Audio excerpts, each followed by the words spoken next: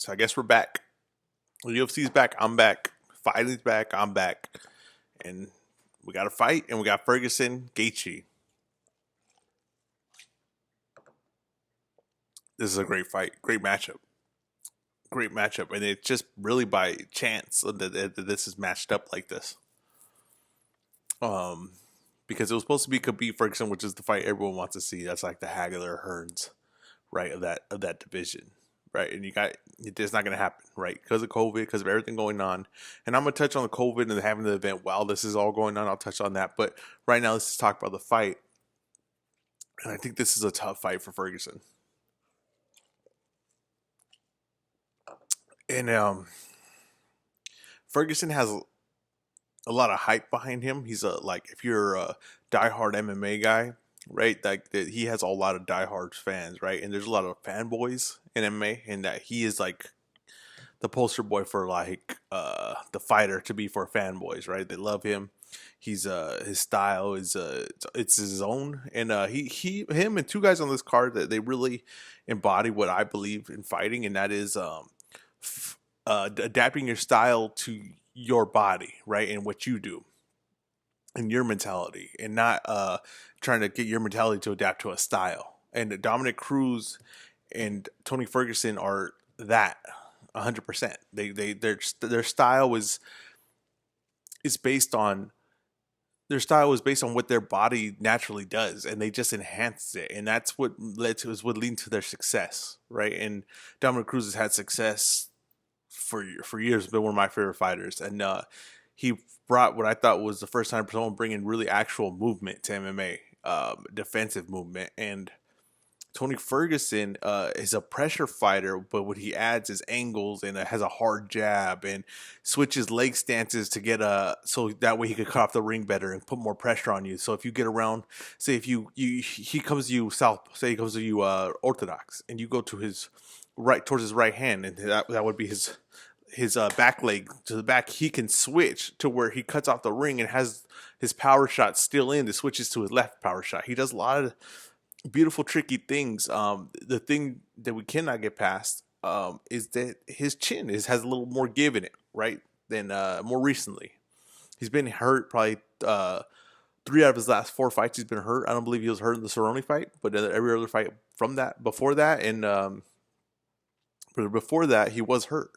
He's also 36 years old, if not 37 years old.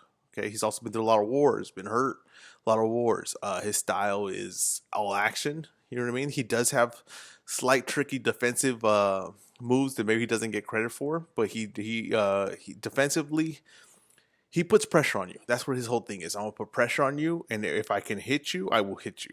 Right? Even if I'm on my back, I'm gonna hit you. I'm gonna land elbows. I'm gonna punish you until you just give up. Right? That's his style. Right.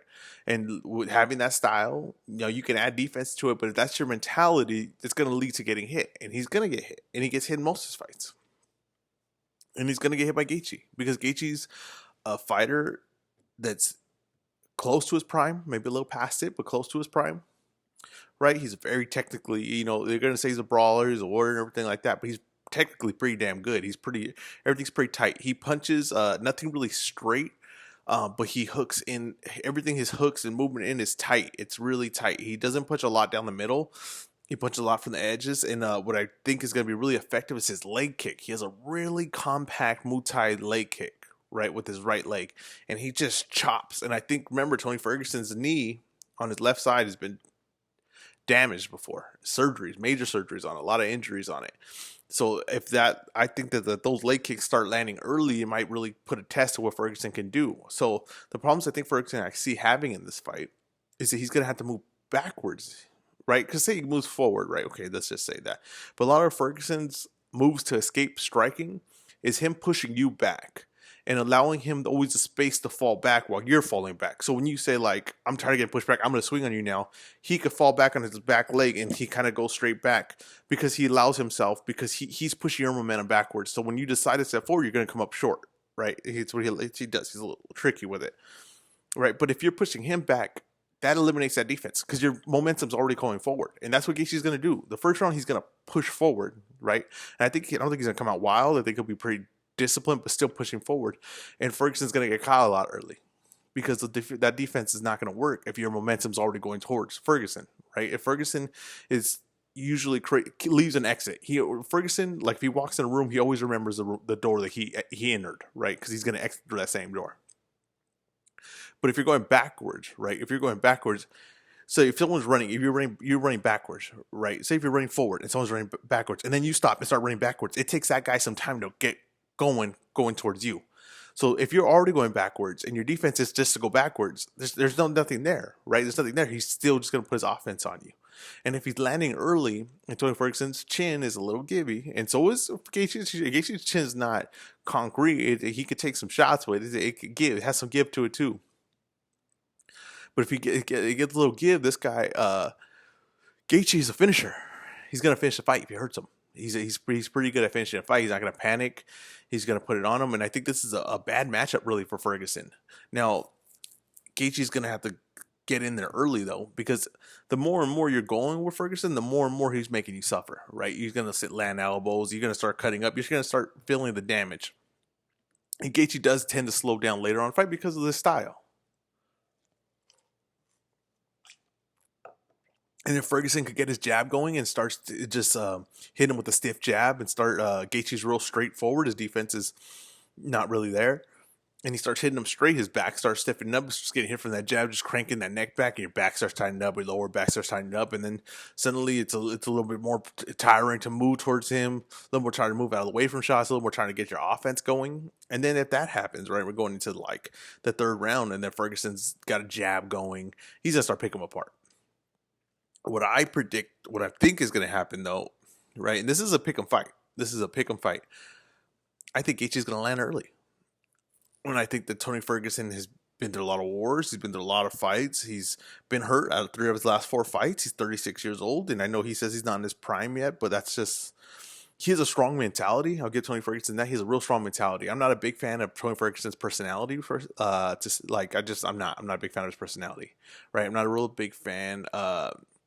I always thought that if Conor fought him, Conor would knock him out. I thought he was just like rock, paper, scissors. He was paper to Khabib's rock, where he would give Khabib a hard time because he wasn't afraid to get taken down, and he would apply a lot of offense on Khabib standing up, right? And he would be able to cut Khabib from the top, from the bottom. So that's why that matchup was so interesting. But I think this is a bad matchup for him, and I think that a lot of the stand-up guys at that. A lot of the striking guys at top of that lightweight division would be really a problem for Tony Ferguson, and I think this fight's gonna be a problem for him. He's 36 years old, and he's getting out of his prime. If he thinks he's still in his prime, I don't think he is. Remember, he's had a lot of injuries too, and I think he's getting out of his prime. And I think that this is probably the worst match. If I was managing him, and they said you're not gonna fight Khabib, right? But we have Gaethje. Right, and to me, that's like not that great of a matchup. To me, I would be like, who else he got? You know what I mean? I'd rather take my chance with Conor because I think it's just bigger payday. No, it was okay, and he was on the First Take, and he kind of was like condescending, I guess, to Max Kellerman. And I get it; they don't respect the First Take guys, they don't respect the ESPN guys. You know what I mean? They don't like money, I guess, because the thing is like. I don't get the disrespect to these guys. I mean, they're not experts on the sport, but they're giving the sport a chance and they're giving it airtime. And when you do that and I'm just want to talk to MMA guys, well, then whatever. You're stuck in a little box and that's what all you'll be, right? That's why you're not Conor, who goes and talks to Conan, Jimmy Kimmel, go talk to anyone, right? He'll go on ESPN. It doesn't matter, right? He'll do it because he knows that that's more eyes, more everything, right? But these guys that do that, that's just, they're limited and their mind's limited. And that's why they're not, superstars. That's why they're never going to be mega stars. And I'm just not a big fan of his personality, right? But I'm a fan of him as a fighter, and I think he's an excellent fighter. And his techniques of switching stances, and his technique of his hard jab, and the way he puts offense, the way he adapted his style to his body, and the unique movement he does. Like when he got hurt in the Pettis fight, he did a full front roll. When he got hurt, turned, did a full front roll that got him out of the situation. It was just beautiful. He does truly beautiful things. A very creative fighter, and it's gonna be. I really can't wait to see when someone puts pressure on him like that. The things he adds, because he does add things to his game, and his the little things to his game that he adds, like little defensive thing, like things against Donald Cerrone that he did, where he literally eliminated Donald Cerrone's offense and just tore him apart. And I was surprised on that. Now he did have, it wasn't like an easy fight for him. He eventually started taking Donald apart, and they stopped the fight because of I believe, a cut that Don Cerrone was complaining about. But if you've seen Don Cerrone fight Conor McGregor, right, and Conor blew him out in a minute, you would have to think like, well, Ferguson kind of, if you're just doing, I guess what they say, MMA math, right, and that doesn't always work, but you would have to say, right, most recent opponent, Conor blew through Cerrone. Didn't look like he belonged to the thing. Wouldn't say he didn't look like he belonged with Ferguson. It just looked like Ferguson was better, but it didn't look like he didn't belong with him. It didn't look like he was outclassed. That's what I'm saying. I think that this is all going to add up for Ferguson on this fight, and it's really going to be tested. But if he pulls through and he dominates Gaethje, well, then everything that he's saying that he's not in his prime, and he's just getting in his prime, and everything like that would have to be true. And we would have to, and I would have to swallow what I'm saying, right? Swallow my pride and admit that this guy is everything he's saying he is. If he can blow out Gaethje, right? If he can even just beat Gaethje, right, in a tough fight, because Gaethje's game. He's a very game fighter, and I'm very interested to see if Gaethje hurts him, right? Say if Gaethje hurts him and goes to the ground with him, because I would say if I was Gaethje's corner, I'm saying don't go to the ground with him. Let him get back up, because he's going to do a lot of damage on the ground. He's used to being hurt on the ground. He wants to get a hold of you, feel where you're at, and elbow you, and cause a lot of pain and cuts. So I think it's a great fight. I'm going to say Gaethje. I'm going to say Gaethje finishes it. I'm going to say Gaethje by KO, by stoppage. Not KO, by stoppage. And then Gaethje's a tough matchup for Khabib. And Gaethje, just by style wise, is coming into his own. Now, if Khabib can fight and then Gaethje get Conor, which is a bad matchup for Gaethje and a great matchup for Conor. So that's what I'm saying. That's MMA is kind of like that. It's like rock paper scissors sport in a way. But it's going to be a good matchup. The whole card's stacked. I really like Qatar. I think that guy is I believe that's how you say his name, or that's a country. I don't know, but that guy. He's the one that fought Zabib. He fought Zabib and it gave him everything he could handle. Zabib's one of the best guys in the sport. This guy's beautiful. He's fighting Jeremy Stephens, who came in 4 pounds heavier, right? And Jeremy Stephens is on the decline of his career. I think Qatar's gonna look very, very impressive. I believe that's how you say his name. I hope that is. I hope I'm not messing that up.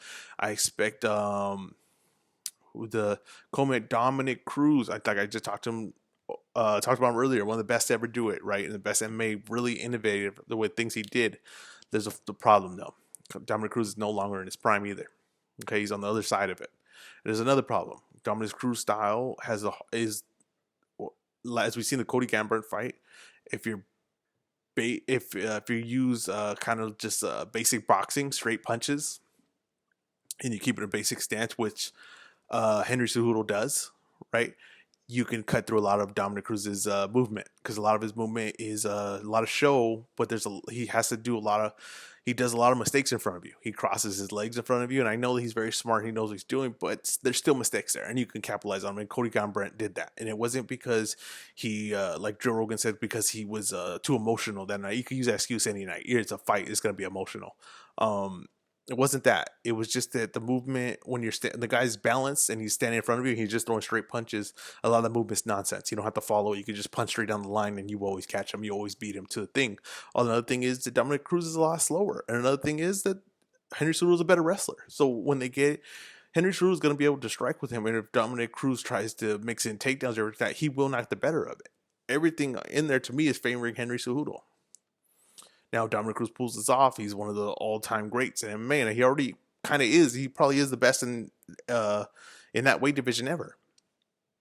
But Henry Cejudo is making that run and claim right now, where he's trying to claim even 3 belts. This guy is amazing. He sells himself as the king of cringe, and I think that's smart, leaning into that. But like I said, his style is going to give Dominic Cruz some problems. I truly believe that, and I think that's going to be an easy win for Henry Cejudo. I'll take an easy decision on that. No one really stops Dominic Cruz. I think it's a good, tough fight, full 5 rounds that Henry Cejudo wins on the scorecards, going away probably 4-1. First round being the only round he gives up. Trying to think of other fights. There's a bunch of good fights on this card. Excellent fights. I'm just thinking like the ones that I want to highlight. Going on to other things, just to touch on some things that came up. De La Hoya, Conor McGregor talk, I guess trash talk. I don't know if it was trash talk. I think they asked De La Hoya who would win a fight between him and Conor. I think he took it as him in his prime and Conor in his prime. He said he win a boxing fight in his prime, and he knocked him out in 2 rounds. I agree with that. If De La Hoya in his prime fought Conor in his prime in boxing, he would win, and I think he would win in 2 rounds. De La Hoya was a very heavy puncher, one of the most talented boxers to ever box. He had of abilities of a boxer with natural abilities. De La Hoya had it all. He's the most talented boxer I've ever seen box. That doesn't mean he's the best. That doesn't mean he was the best ever or the best in his time or whatever. He just was the most talented, right? De La Hoya wasted a lot of talent, in my personal opinion, of what he had, but if they fought and boxed, he would knock him out 2 rounds. Okay. Dana White did a face like if it was a ridiculous thing, but I think they took it as if De La Hoya said he could do it now. And maybe De La Hoya did mean he could do it now. I didn't take it as that, but maybe he did say, he kind of said today that he didn't challenge Conor McGregor. He would just ask a question and he answered. And that is what happened, right? But if he said he'd do it to now, if it happened now, it's a competitive fight. I'll say that. It's a competitive fight. Conor could win it because De La Hoya's old man. And Conor McGregor's in his prime and he's the bigger man. So if it happened now, I could easily see Conor winning that fight. I could see it being competitive. De La Hoya's old man. There's no point in talking about it. But for Dana White to say, like, if De La Hoya's a fool, Dana White once challenged Tito Ortiz and tried to hold a pay-per-view for Event. Dana White tried to challenge Tito Ortiz to a boxing fight. So Dana White's not above this. If you think talking like if De La Hoya's a fool and because he's making himself look like a fool, De La Hoya's a legit fighter. Dana White's just a guy. Okay, and he challenged Tito Ortiz, and they were going to have pay-per-view, and it was all over. It was a thing out of pride for Dana White that he was going to have a boxing fight with Tito Ortiz. Look it up; that's a real thing. Mike Tyson possibly making a comeback. I don't think that's a good idea. I'm glad Mike Tyson's in shape. I'm glad that he's healthy. I think that the bare knuckle boxing offer and all those things, that's just right back in the crap that Tyson was in when he was in boxing with Don King. Tyson, for some reason, career always revolved around the worst characters in the sport. If Tyson feels the need to come back, there are better things out there for Tyson. Okay, there's multiple things you can do. There's Zuffa boxing with Dana White, where he can fight one of the MMA guys in a boxing match. And really gain a lot of money, not really nothing to lose because Tyson's like 50-something years old. Or he can go and fight a legit heavyweight in boxing. And I don't recommend any of these things because he's going to lose most of these things that he tries. Probably all of them. Okay, Tyson does not look good. If you don't remember Tyson when he was late 30s, he did not look good. Okay, he was getting knocked out by guys that were no good. So it's not going to turn around because he's 55, right? And the truth of the matter of fact too is that Tyson losing this weight and everything, there might be steroids involved. There might be all this thing. It's not healthy for this guy. Mentally, he cannot handle this, and it's not good. And I really am happy to see where Tyson is today and the things he's moved past these ugly times in his life. I don't want to see it. And I know that they will sell, and I'll probably end up watching it if they did it, but I don't want to see it. And I don't want to see Tyson lose or get back in that ugly mind frame that he had. It's just not healthy for him. So I don't want to see it. I don't care for seeing it. And I hope it's not on bare knuckle boxing because that guy, the run that's a crap show. And that's embarrassing, and that'd be embarrassing for Tyson. So I hope that's not it. And I don't think it would be because if Tyson was serious about it, Dana White would pay more. De La Hoya would pay more. Eddie Hearn would pay more. They would all pay more than the bare knuckle boxing for Tyson fight. Now, my last thing is Stephen A. Smith. Donald Cerrone does what Donald Cerrone did. He had excuses because Donald Cerrone always has excuses. Now, the one thing that I thought Donald Cerrone said, and that what I noticed when the fight had happened, was that he was hit by an accidental knee. Not an illegal knee, but a knee that Conor McGregor didn't mean to throw. Conor McGregor missed with his first shot in that fight, and Donald Cerrone ducked under. And when he did, Conor overshot it so much that he flew into Donald Cerrone. And Donald Cerrone, when he went under, went into Conor McGregor's thigh, hip, knee area, right? And I believe that from that point on, Donald Cerrone was never coherent in that fight again. And that's why those shoulders, if you look at the shoulders, right, he lands the first one. As soon as you felt the first one, if you were coherent, you wouldn't put your head right back there. But I don't believe Donald Cerrone knew where he was. So that's why those shoulders were so effective. So people were saying, then that was a huge thing. Look at Conor McGregor invented the shoulders. And he did. He took advantage of the situation, right? But I think more was the first shot that was landed. And then Conor just basically had a man out on his feet from that point on, where he got to do everything he wanted, where he landed the head kick and all those things. So Stephen A. Smith, at the end of this, said that Donald Cerrone didn't show up for that fight. And he didn't. right? But Donald Cerrone never shows up for a fight. And I think Stephen A. Smith was saying that. Now, Stephen A. Smith doesn't know the most about MMA. He doesn't know the most about fighting and everything. He's covering multiple sports. It's not his job to. And it's impossible. He's covering every sport. He's talking about every sport. He's doing one of the hardest jobs you could possibly do is talking about every sport every day, right? That's a hard job. But because he's not kissing ass to these MMA guys, right? Joe Rogan and all them, and he's not, he's disrespecting the fighters. No, because he had an honest opinion, and he wasn't kissing ass how Joe Rogan and Brendan Schaub kiss ass to these fighters, right? And these fighters don't need their ass kissed, okay? And I don't think that brings in, as a opinionated person, I don't think that brings in people if you're just saying, well, this guy's great and this guy's fighting, he's great too. And they're like, well, he just lost his last 3 or 4. Yeah, but anything can happen. That's not anything. Anyone could do that, what you're doing. Now you would say, well, I have a black belt and I fought in the UFC and all those things. And that's cool, but that doesn't mean you're a great opinion person in MMA. And I think that I like Joe Rogan when he talks commentating, right? At times, I think sometimes when it's stand up, and it's like I don't know. I just think when it's stand up, I don't think he has the best commentary, right? I'm gonna be honest with you, I don't. But I think all around, well rounded, he's the most entertaining. He's if I'm hearing him, it's like Jim Lampley with HBO, and Jim Lampley was excellent. But I'm saying the voice, it was so familiar, it felt like, oh, I'm watching a UFC fight, and that's what. It felt like I'm watching a boxing fight, or it felt like I'm watching a UFC fight with Joe Rogan. So I'm glad. Brendan Schaub, I disagree with probably 95% of the time. Okay, I disagree with him.